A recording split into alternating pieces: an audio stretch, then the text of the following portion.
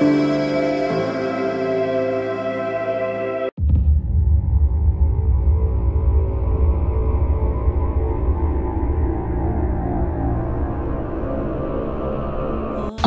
আলাইকুম প্রিয় দর্শক, হযরত আইয়ুব আলাইহিস সালাম সম্পর্কে আমরা অনেক ঘটনা শুনেছি।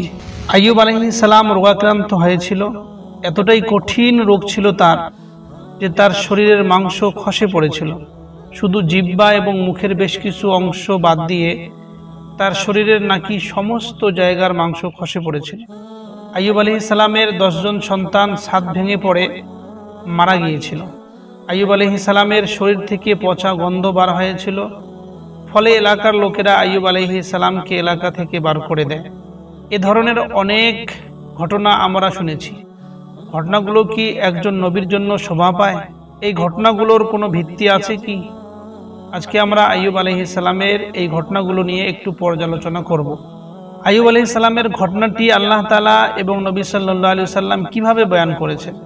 আমরা যে ঘটনাগুলো শুনে থাকি সেটা কি আদৌ সত্য?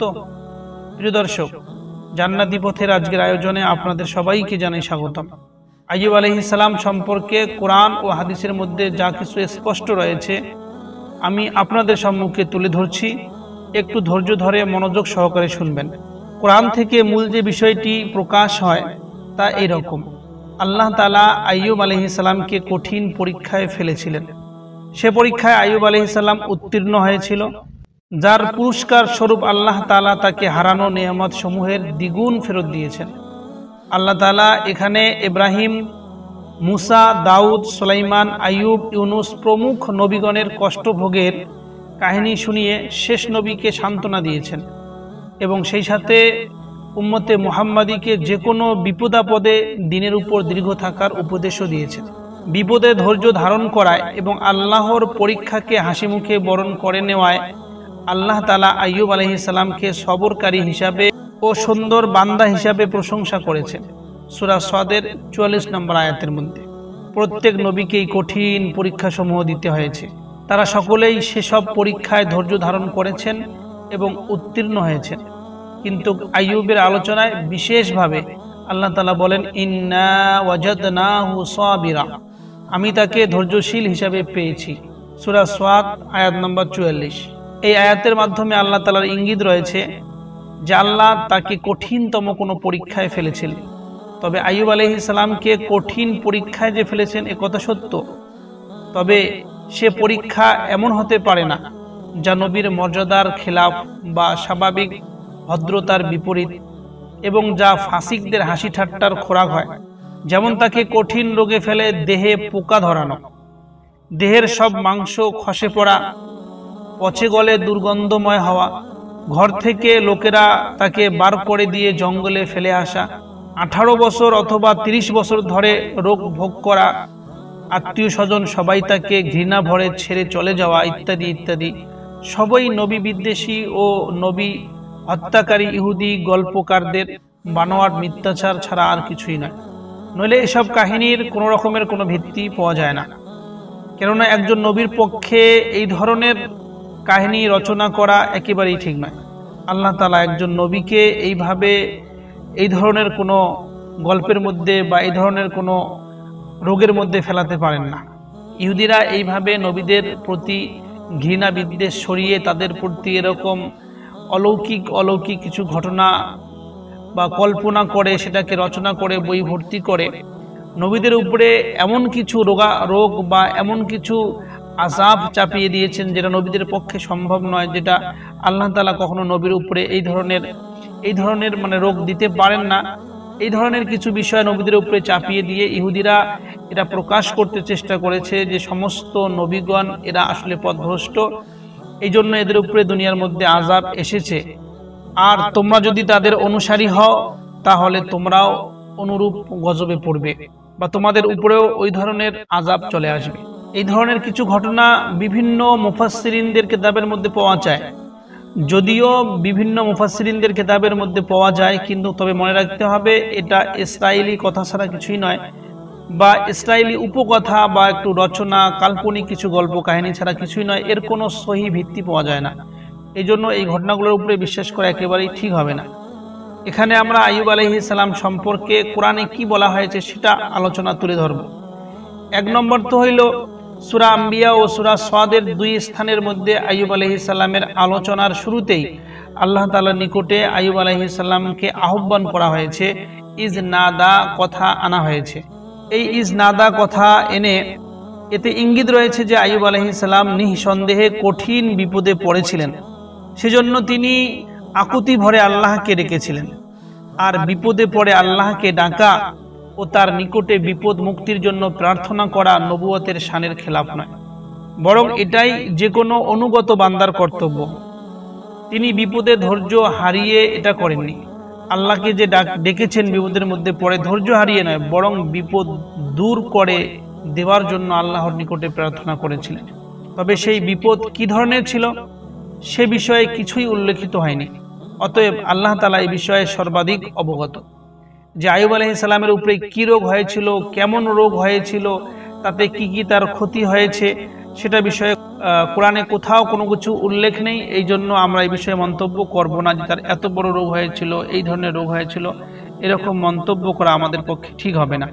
দুই নম্বর আলোচনা কোরআনের মধ্যে যেটা আইয়ুব আলাইহিস সালাম সম্পর্কে এসেছে সেটা হলো কষ্টে পড়ার বিষয়টিকে তিনি শয়তানের দিকে সম্বোধন করেছেন। মাসানিয়াশ শাইতানু বিনুসবিন, সূরা সাদের মধ্যে 41 নম্বর আয়াত। আল্লাহর দিকে তিনি এই কষ্টে পড়ার বিষয়টিকে আল্লাহর দিকে সম্বোধন করেন নাই, এটা তিনি করেছেন আল্লাহর প্রতি শ্রেষ্টাচারের দিকে লক্ষ্য রেখে। কেননা শয়তান নবীদের উপরে কোনো ক্ষমতা রাখে না। শয়তান তো নবীর উপরে কখনো এরকম আযাব বা এরকম রোগ নিয়ে আসতে পারে না। এমনকি কোনো নেককার বান্দাকেও শয়তান পথভ্রষ্ট করতে পারে না। তবে সে ধোঁকা দিতে পারে। শয়তানের কাজই হলো ধোঁকা দেওয়া, বিপদে ফেলতে পারে, যা আল্লাহর হুকুম ব্যতীত কার্যকর হয় না। মনে রাখতে হবে, শয়তান যদি মানুষকে বিপদে ফেলার চেষ্টা করে তবুও এই মানুষ কখনো এই বিপদে পড়বে না যতক্ষণ পর্যন্ত আল্লাহ তাআলা বিপদে ফেলাবেন না। মুসা আলাইহিস সালামের একজন সাথী যুবক ছিল। তারা দুজন মিলেই নদীর পাশ দিয়ে যাইতেছিল হযরত খিজির আলাইহিস সালামের সন্ধানে। সেখানে মুসা আলাইহিস সালামের যে সাথী যুবকটি ছিল তার থলে থেকে একটা মাছ বার হয়ে নদীর মধ্যে চলে গিয়েছিল। সেই কথাটি মুসা আলাইহিস সালামকে বলার সময় তিনি বলেছেন, ওয়ামা আনসানিহু ইল্লা শাইতান, আমাকে ওটা শয়তান ভুলিয়ে দিয়েছে। এই জন্য মুসা আলাইহিস সালামকে আমি সঠিক সময় বলতে পারিনি। আসলে শয়তানের ধোঁকা আল্লাহ কার্যকর হতে দিয়েছিলেন, নইলে শয়তান কখনো ধোঁকা দিতে পারে না। শয়তানের যে কোনো ধোঁকা আল্লাহ তাআলা যদি কার্যকর করে তবেই সেটা কার্যকর হয়, নইলে কিন্তু হয় না। বিশেষ উদ্দেশ্য যা মুসা ও খিজিরের কাহিনীতে বর্ণিত হয়েছে, এখানে তেমনি শয়তানের ধোঁকার কারণে আইয়ুব আলাইহিস সালাম তাকেই দাবি করেছেন। কিন্তু ওই ধোঁকা কার্যকর করা এবং তা থেকে মুক্তিদানের ক্ষমতা যেহেতু আল্লাহর হাতে, সে কারণে তিনি আল্লাহর নিকটেই প্রার্থনা করেছেন, হে আল্লাহ, আমাকে এই কষ্ট থেকে তুমিই দূর করতে পারো। এখানে শয়তান তাকে কি ধরনের বিপদে ফেলেছিল, কেমন রোগে হযরত আইয়ুব আলাইহিস সালাম আক্রান্ত হয়েছিলেন, দেহের সর্বত্র কেমন পোকা ধরেছিল, জিহ্বা কলিজা ব্যতীত দেহের সব মাংস তার খসে পড়েছিল, পচা দুর্গন্ধে সবাই তাকে নির্জন স্থানে ফেলে পালিয়েছিল, ইত্যাদি ইত্যাদি বিভিন্ন ধরনের কাল্পনিক ঘটনা আমরা শুনতে পারি। এই কাল্পনিক ঘটনাগুলো কুরতুবী তার নিজের তাফসীরের মধ্যে জমাও করেছেন এবং অন্যান্য মুফাসসিরগণও সেই সমস্ত কাহিনী বর্ণনাও করেছেন। তবে মনে করতে হবে এই সমস্ত কাহিনীর কোনো ভিত্তি নেই, বরং এটা শুধুমাত্র ইসরায়েলি উপকথা ছাড়া আর কিছু নয়। 3 নম্বর আলোচনা, আল্লাহ তাআলা বলেন, আমি তার দোয়া কবুল করেছিলাম এবং তার দুঃখ কষ্ট দূর করে দিয়েছিলাম। কিভাবে দূর করা হয়েছিল সে বিষয়ে আল্লাহ তাআলা বলেন যে তিনি তাকে ভূমিতে পদাঘাত করতে বলেন। ভূমিতে পা মারার পরে সেখান থেকে স্বচ্ছ পানির ঝর্ণা ধারা বেরিয়ে আসে, যাতে গোসল করায় তার দেহের উপরের কষ্ট দূর হয়ে যায় এবং উক্ত পানি পান করায় তার দেহের ভিতরের কষ্টও দূর হয়ে যায়। এটা আল্লাহ তাআলা হযরত আইয়ুব আলাইহিস সালামের উপরে যে কষ্টটি হয়েছিল সেটাকে এইভাবে দূর করেছিলেন। তবে মনে রাখতে হবে এটি একটি অলৌকিক মনে করার কিছু নয়, কেননা এর পূর্বেও হযরত ইসমাঈল আলাইহিস সালামের ব্যাপারে আপনারা ঘটনা জানেন। সেখানেও ইসমাঈল আলাইহিস সালামের পায়ের গোড়া দিয়ে একটা ঝর্ণা ধারা বার হয়েছিল। তেমনিভাবে এটা আম্বিয়াদের মুজিজা। হযরত আইয়ুব আলাইহিস সালামের ব্যাপারেও একটা মুজিজা হয়েছিল, সেই মুজিজার কারণে পরে আইয়ুব আলাইহিস সালামের কষ্ট দূর হয়ে যায়। এখানে আইয়ুব আলাইহিস সালাম কতদিন রোগের মধ্যে ভুগেছিলেন সে বিষয়ে অনেকে 3 বছর, 7 বছর, 18 বছর, 30 বছর, 40 বছর ইত্যাদি ইত্যাদি বিভিন্ন কথা বর্ণিত রয়েছে। সবই ইসরায়েলি উপকথা মাত্র, এছাড়া আর কিছু না। এই সমস্ত কথার কোনো ভিত্তি নেই, বরং নবীগণের প্রতি ইহুদি নেতাদের বিদ্বেষ থেকে এই সমস্ত কল্পিত ঘটনা ছাড়া আর কিছুই নয়। 4 নম্বর আলোচনা হইল, আল্লাহ তাআলা বলেন যে আমি তার পরিবারবর্গকে ফিরিয়ে দিলাম এবং যাহা সে হারিয়েছে তার সমপরিমাণ তার থেকে আরো দ্বিগুণ করে আমার পক্ষ থেকে বা আমার দয়া থেকে তাকে দিয়ে দেওয়া হইল। এখানে পরিষ্কারভাবে বর্ণিত রয়েছে যে তিনি তার বিপদে ধৈর্য ধারণের যে পুরস্কার দ্বিগুণভাবে পেয়েছিলেন দুনিয়াতে এবং আখিরাতে।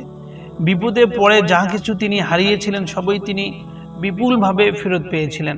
অন্যতলা আল্লাহ রাব্বুল আলামিন বলেন, ওয়াকাযালিকা নাজজিল মুহসিনিন, এভাবেই আমরা আমাদের যে সৎকর্মশীল বান্দাদের পুরস্কৃত করে থাকি।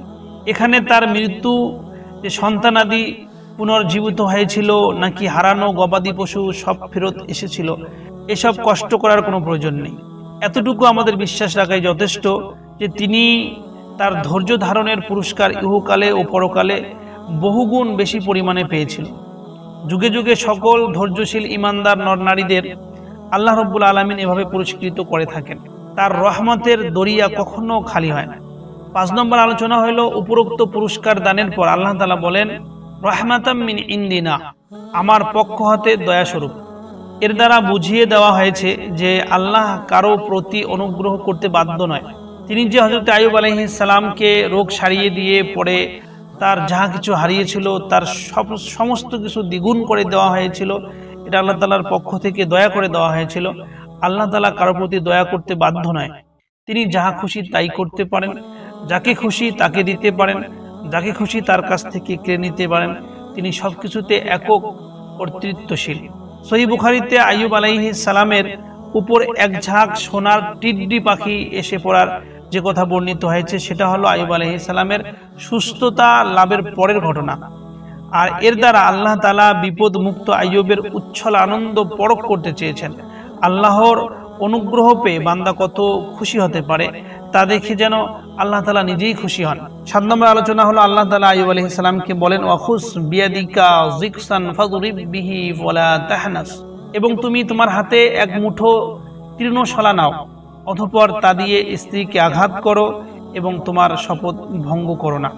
এখানে একটি ঘটনার দিকে উল্লেখ করা হয়েছে যে আইয়ুব আলাইহিস সালাম যখন রোগে আক্রান্ত ছিল, তার শরীর খারাপ ছিল, সেই সময়ের মধ্যে একদিন সে একটি শপথ করেছিল, একটি কসম খেয়েছিল যে আমি যখন সুস্থ হব। কি জন্য কসম খেয়েছিল সেটা কোথাও উল্লেখ করা নেই, কোথাও এটার দিকে কোনো স্পষ্ট কথা নেই। এই জন্য এভাবে কখনো বলাই যাবে না যে এই জন্য বা এই উদ্দেশ্যের জন্য, এই ভুলের জন্য, তার স্ত্রীর এই ভুলের জন্য এরকম কসম খেয়েছেন না, সেটা কোথাও উল্লেখ নেই, কোনো সহিহ হাদিসের মধ্যে বা পবিত্র কোরআনের কোথাও পাওয়া যায়নি। এই জন্যে পরে আল্লাহ রাব্বুল আলামিন আইয়ুব আলাইহিস সালামের উপরে রহম করে সেটা বেদ দিয়ে তার স্ত্রীকে না মেরে বরং একটা জিকসান বলা হয়েছে, তৃণশলা ঘাসের একটা বোঝা দিয়ে তার স্ত্রীকে মারতে বলা হয়েছে। এই মারাতে তার স্ত্রীর উপরে কোনো রকমের কোনো আঘাত হানবে না। এটা একটা ঘটনা। ওয়াজিকরা লিল আবিদিন ওয়াজিকরা লিউলিল আলবাব, এটা হলো ইবাদতকারীদের জন্য উপদেশ স্বরূপ এবং জ্ঞানীদের জন্য উপদেশ স্বরূপ। এতে বুঝিয়ে দেওয়া হয়েছে যে আল্লাহর দাসত্বকারী ব্যক্তি প্রকৃত জ্ঞানী, এবং প্রকৃত জ্ঞানী তিনি যিনি জীবনের সর্বক্ষেত্রে আল্লাহর দাসত্ব করে থাকে।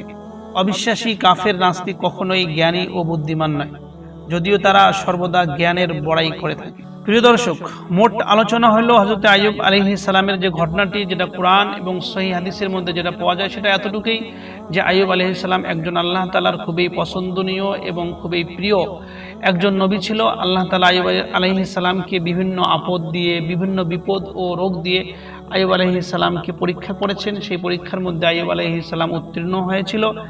তার পরীক্ষাটা কীরকম ছিল সেটা কোরআনের ভাষায় বা কোনো হাদিসের, সহিহ হাদিসের মধ্যে পাওয়া যায় না। এই জন্য বিভিন্ন প্রকারের যে কাল্পনিক বা রচিত গল্প আমরা শুনে থাকি সেগুলোর উপরে আমাদের বিশ্বাস করার মোটেই প্রয়োজন নেই। তবে ওই যে আইয়ুব আলাইহিস সালামের অসুস্থতা, সেই সময়ের মধ্যে আইয়ুব আলাইহিস সালাম একটা কসম খেয়েছিল। কি জন্য খেয়েছিল তার জন্য বিভিন্ন প্রকারের গল্প চলে থাকে, সেটার উপরেও বিশ্বাস করার কোনো কথা নেই, যেহেতু সহিহ হাদিসের মধ্যে নেই এবং কোরআনের মধ্যে নেই। তবে এতটুকু আমাদের বিশ্বাস করতে হবে যে আইয়ুব আলাইহিস সালাম ওই রোগ অবস্থায় তার স্ত্রীকে 100টি বেত্রাঘাত করার আল্লাহ তাআলার কসম খেয়েছেন যে আমি রোগ সুস্থ হওয়ার পরে আমার স্ত্রীকে 100টি বেত্রাঘাত করব। পরে যখন সুস্থ হয় আইয়ুব আলাইহিস সালাম, তখন আল্লাহ রাব্বুল আলামিন বেত্রাঘাতের বদলে সেটা তীর্ণ ছড়া দিয়ে তাকে আইয়ুব আলাইহিস সালামের স্ত্রীকে মারার জন্য হুকুম দিয়েছিল, ফলে যাতে আইয়ুব আলাইহিস সালামের স্ত্রীর কোনোভাবেই মন ক্ষুণ্ণ না হয় এবং আইয়ুব আলাইহিস সালামের স্ত্রীর যাতে কোনোভাবে অসম্মানী না হয়। আল্লাহ রাব্বুল আলামিন সেই ব্যবস্থাও করেছেন। তো এতটুকুই কথা কোরআন ও হাদিসের মধ্যে স্পষ্ট এবং সুষ্ঠু বা শুদ্ধ হিসেবে পাওয়া যায়। এছাড়া